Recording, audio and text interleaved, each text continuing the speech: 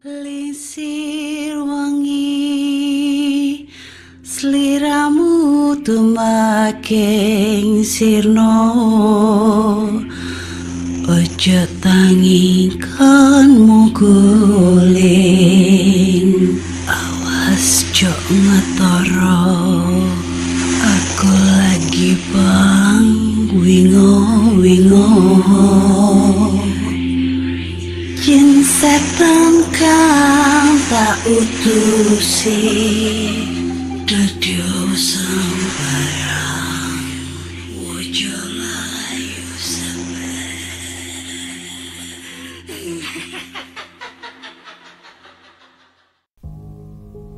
Hai Rek, iya apa kabare? Ketemu lagi dengan aku si Ana di podcast kisah horor.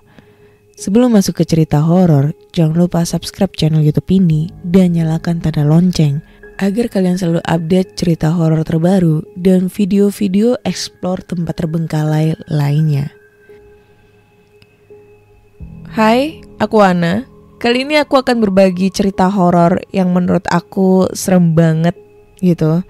Yang seperti kita tahu bahwa kalau ada rumah atau bangunan kosong yang tidak ditempatin selama kurang lebih 40 hari, itu bisa jadi tempat baru atau rumah baru bagi makhluk halus.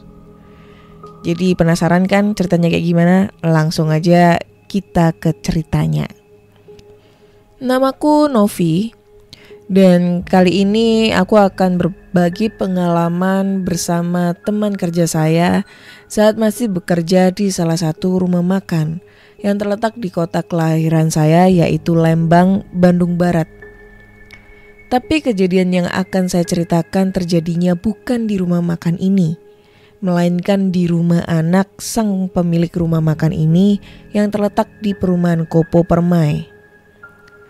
Awal cerita, saya bekerja di rumah makan ini dari tahun 2010 setelah lulus sekolah. Karena bingung mau lanjutin kuliah atau enggak, dan enggak ada modal, juga enggak punya jalur beasiswa, akhirnya saya memutuskan untuk bekerja di salah satu rumah makan yang ada di kota saya. Suatu hari pemilik rumah makan memanggil saya dan satu teman saya ke rumah beliau. Kami ditugaskan untuk beberapa hari jangan dulu bekerja di rumah makan, tetapi untuk bekerja beres-beres di rumah anaknya yang ada di perumahan Kopo Permai.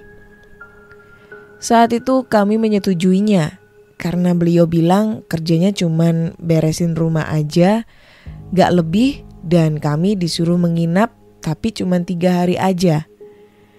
Saya pikir ya udahlah, lagian cuman 3 hari aja, lumayan, bayarannya cukup besar, kerjanya juga cuman beres-beres dan untuk makan sudah disiapkan.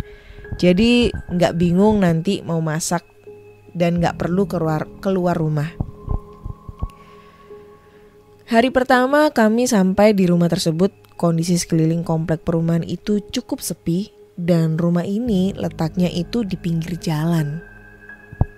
Di sebelah kiri adalah jalan utama dan di seberangnya jalan utama itu ada pos satpam komplek tersebut. Saat turun dari mobil, ada seorang satpam yang menyambut kami dan bilang pada kami, "Semoga betah ya, Neng, nginep di sini. Jangan sungkan kalau nanti malam ada yang ganggu. Panggil saja Bapak." Begitu kata Pak Satpamnya. Nah, loh, maksudnya ada yang ganggu itu apa ya? Saya dan teman saya jadi bingung, campur penasaran sama yang dimaksud Pak Satpam itu apa. Setelah semua barang kami turunkan dari mobil dan diangkut ke dalam rumah, Pak sopir pun meninggalkan kami berdua dan pamit pulang. Oh iya, kami berangkat tadi dari pukul 11 siang. Karena tadi kami mampir dulu ke tempat lain, jadi sampai di rumah itu sekitar jam 5 sore. Dan saya sangat terkejut saat sebelum Pak sopir pergi, dia mengunci kami dari luar pagar rumah. Saya kaget, lalu saya bertanya, "Loh, Pak, kok kami dikunci begini? Kayak di penjara. Nanti kami gak bisa kemana-mana dong ini." Terus Pak sopir bilang, "Iya maaf Neng, ini disuruh sama si Non X. Katanya jangan dikasih kunci pagar rumah sama mereka. Dan kunci gembok pagarnya, takut kalian pada main-main keluyuran. Gitu katanya." Ya lagian mau kemana? Kami aja gak tahu jalan pulang. Kami pun pasrah dan berusaha untuk menenangkan keadaan. Toh semua peralatan dan keperluan juga ada di dalam rumah. Jadi gak apalah, pikir kami. Setelah Pak sopir pergi dan Pak Sapam pamit pergi ke pos jaga, kami berdua mulai melihat sekeliling rumah ini. Di halaman depan terdapat pohon mangga lebat banget daunnya dan besar banget pohonnya, yang tingginya sampai melewati batas genteng lantai 2 rumah ini. Dan itu bikin kami merinding. Soalnya jadi sedikit gelap gitu karena ketutup sama sebagian daunnya. Dan juga halamannya tidak terlalu luas. Karena adanya pohon mangga itu jadi sempit untuk lahan rerumputannya. Karena terpakai juga sama lantai keramik bagian depan rumah yang hanya sekitar 2,5 keramik saja. Saya pun penasaran, ingin melihat ke dalam ruangan bagian depan yang semua pintunya itu dari kaca dengan gorden yang setengah terbuka. Saya mengintip dari celah itu dan hanya terlihat ruangan yang gelap tanpa lampu dan ada 2 kursi yang di tengahnya meja bulat yang ditutupi kain putih.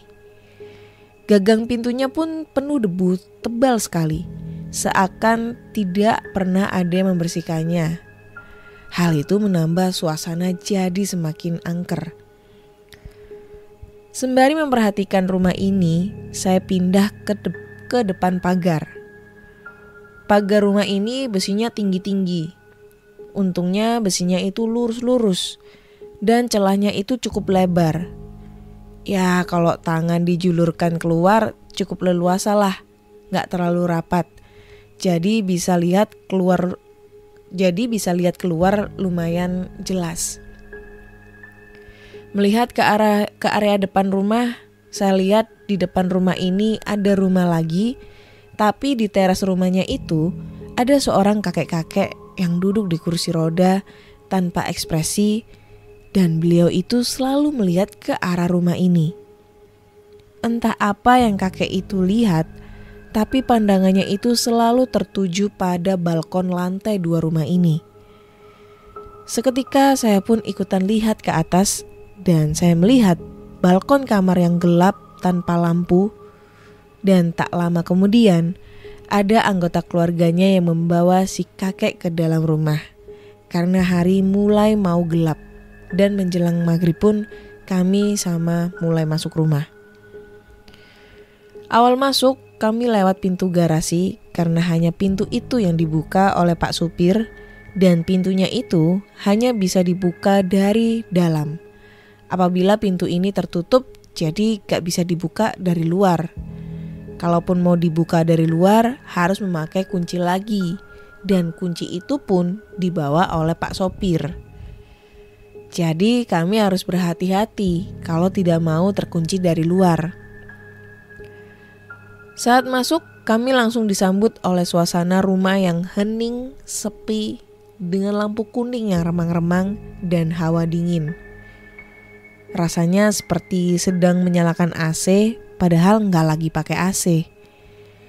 Rumah ini sebenarnya nggak terlalu besar, hanya ada 4 kamar. 3 kamar di bawah termasuk kamar pembantu, 1 kamar di lantai 2. 2 kamar yang di bawah ukurannya sedang dan saling berhadapan dekat dengan ruangan depan, yang ukuran ruangan depan yang kecil hanya muat untuk 2 kursi. Kemudian ruang tengah yang cukup luas memanjang tanpa disekat tembok. Di sana ada 1 set sofa yang kata si pemilik rumah, kami tidak boleh sekalipun duduk di sana. Di samping pintu yang menuju garasi tadi, sebelah kanannya ada meja makan yang kebetulan letaknya itu di bawah tangga menuju lantai 2, yang mana di lantai 2 itu cuman ada satu kamar, yaitu kamarnya si Non X. Lanjut, masih di lantai bawah, sebelah kirinya meja makan disekat oleh tembok sedikit. Di balik tembok itu ada lorong. Di bagian belakang lorong sebelah kiri adalah tangga menuju tempat jemuran, dan di bawah tangganya adalah kamar mandi yang berdampingan dengan kamar pembantu yang kecil ukurannya. Dan samping kamar itu adalah dapur. Jadi lorong yang menuju dapur itu pendek jaraknya. Nah, depannya tangga menuju jemuran itu adalah kompor. Menurut saya, kamar mandi bawah tangga itu lumayan serem karena di bawah tangga itu tidak dipasang lampu. Jadi kalau malam itu gelap. Hanya saat kita membuka pintu kamar mandi, barulah di bawah tangga itu jadi terang. Nah, hal-hal mistis itu mulai kami rasakan di malam harinya, sekitar pukul 9 malam.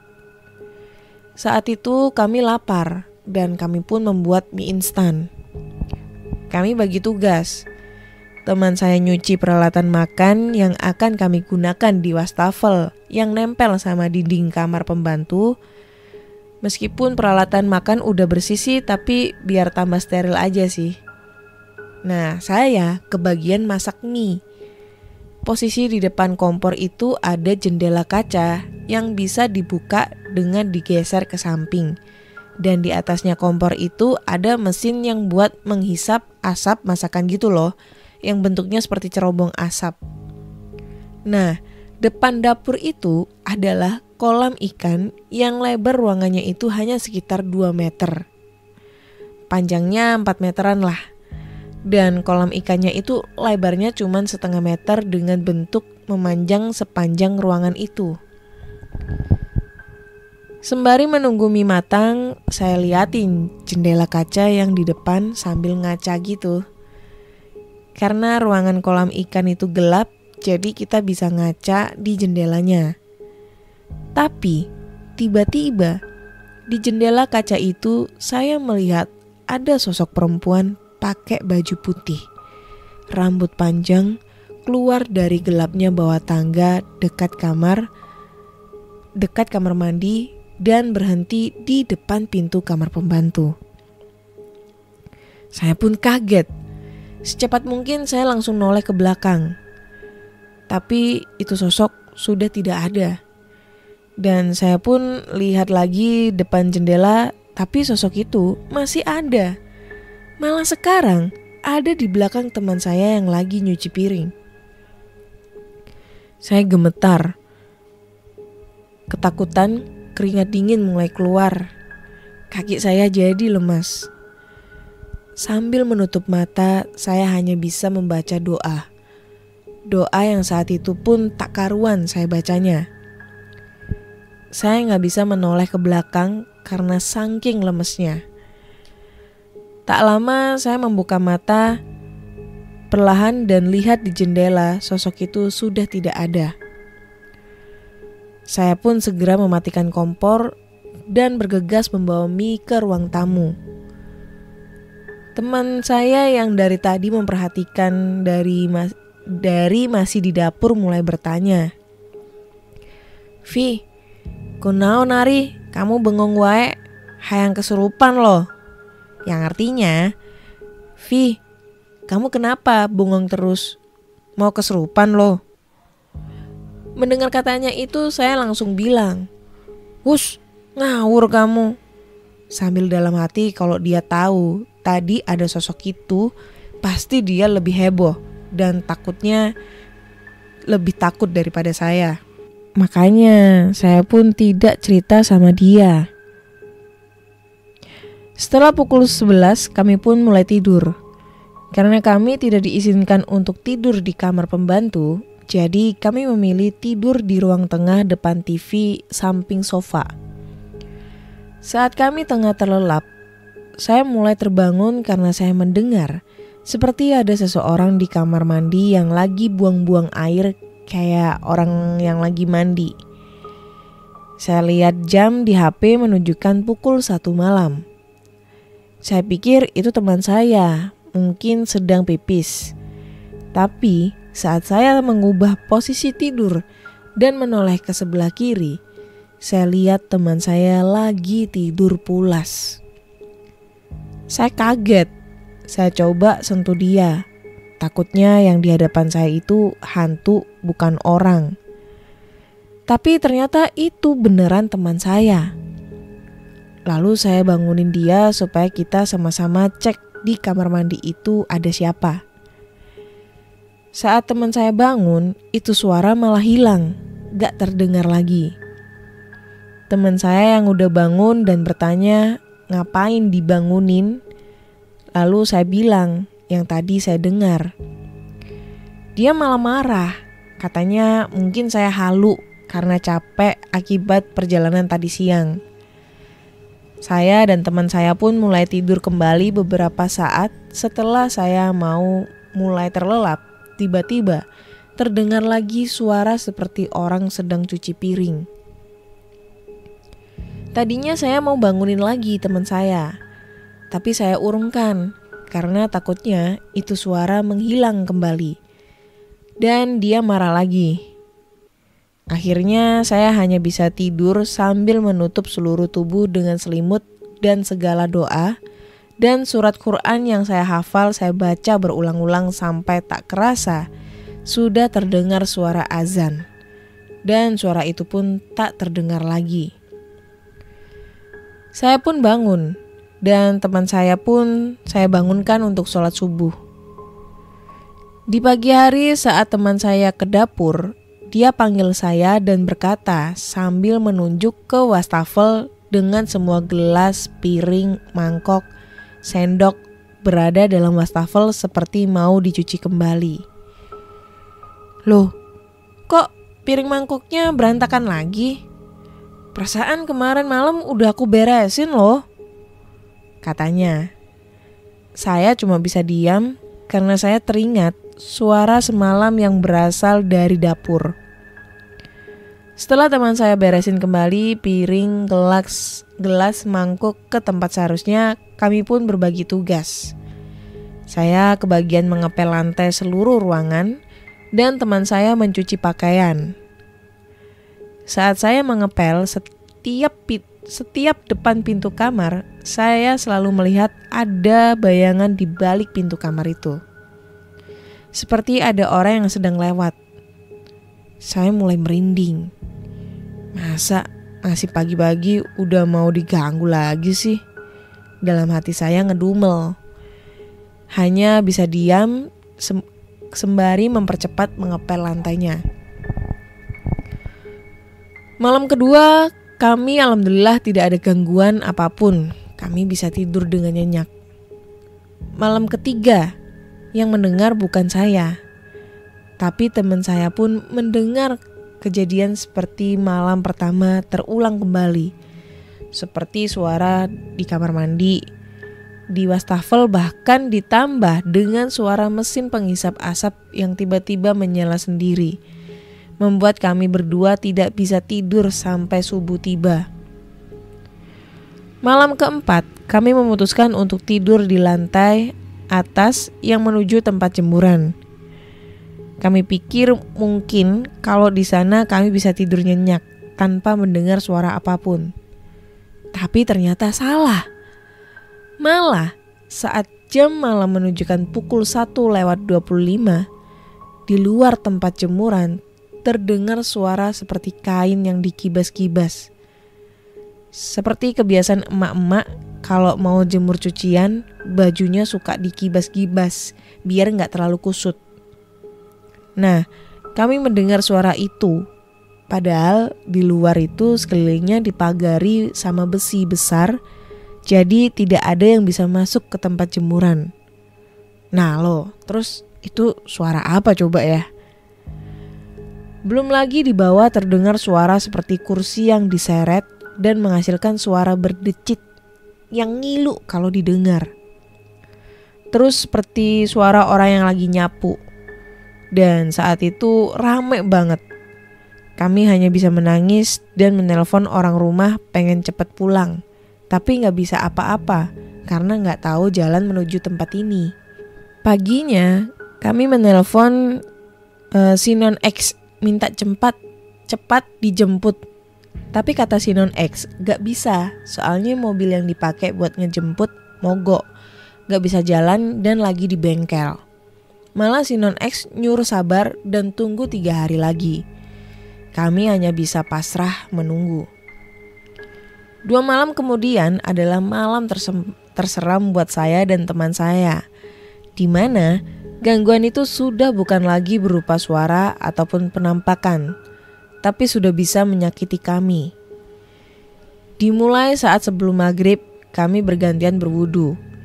Yang pertama berwudu adalah saya, kemudian teman saya. Saat giliran teman saya, tiba-tiba pintu kamar mandi ada yang ngebanting sampai pintunya gak bisa kebuka. Seketika teman saya dan saya pun menjerit kaget sambil berusaha membuka pintu. Akhirnya gak lama pintu pun bisa terbuka. Setelah sedikit tenang kami mulai sholat maghrib. Tapi betapa terkejutnya kami pada saat posisi sholat menghadap kiblat. Di sana itu arahnya menghadap meja makan. Dan saat bangkit dari sujud mau rakaat kedua, tiba-tiba di ujung mata kami melihat ada Mbak Kunti yang lagi duduk di atas meja makan sambil mengayunkan kakinya dan tertawa kecil. Saya hanya bisa gemetar sambil nangis membaca doa sholat dengan susah payah. Dan kami menyelesaikan sholat kami. Tapi saat melakukan salam, Mbak Kun itu pun sudah hilang. Tak lama kemudian ada suara anak kecil berlari sambil tertawa. Kami melihat ada yang berlari dari dapur menuju garasi. Dan kami pun melihat seperti bayangan seorang yang keluar dari ruang depan berjalan menuju ke kamar atas. Saat itu pula kami cepat-cepat membereskan barang bawaan kami dan secepatnya pergi keluar. Kami sudah tidak mau berada di dalam lagi. Saat akan menelpon, HP saya mati dan sialnya kabel charger saya itu tertinggal di dalam.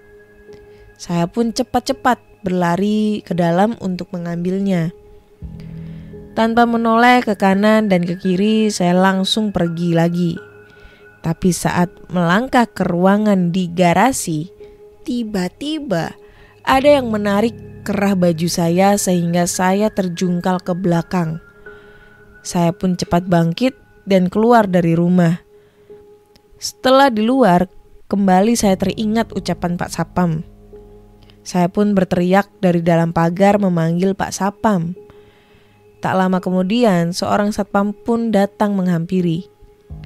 Pak Sapam kaget dengan melihat kondisi kami yang acak-acakan sambil bergetar seperti kedinginan. Terutama teman saya yang menangis sambil jongkok bersandar pada pagar. Saya mohon pada Pak Sapam untuk menelpon Non X supaya segera menjemput kami. Kami menunggu di luar sekitar 3 jam dan selama itu si Mbak Kun pindah-pindah dari pagar balkon ke pohon mangga dan sebaliknya sambil mengayunkan kakinya. Kami dibuat merinding dan lemas dan akhirnya mobil itu pun tiba. Pak sopir langsung membuka kunci pagar. Saat gerbang terbuka, kami langsung pergi naik ke dalam mobil lalu pulang. Setelah kejadian itu, saya sudah tidak mau kembali lagi ke sana. Sekian cerita dari saya kali ini. Semoga bisa terhibur untuk kalian semua. Terima kasih. Bye-bye.